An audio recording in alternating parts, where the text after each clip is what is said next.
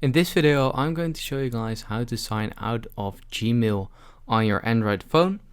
And let's get started right away.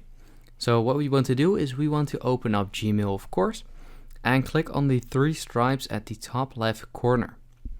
And what you want to do is scroll all the way down till you see settings and click on the settings. Right here you can see the general settings, your email addresses and add account. And we want to click on the email address you want to log out of. So for me it's the second one.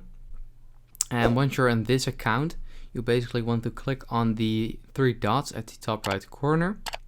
Then click on manage accounts.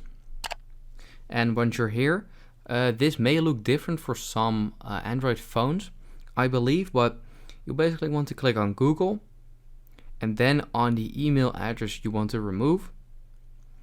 Click on it, then click on more, and I can basically click on remove account right here. And that will log you out of Gmail on that phone. So that is basically it. I hope this video helps you out. Please leave a like and let me know in the comments if it worked, and I'll see you next time. Have a good day.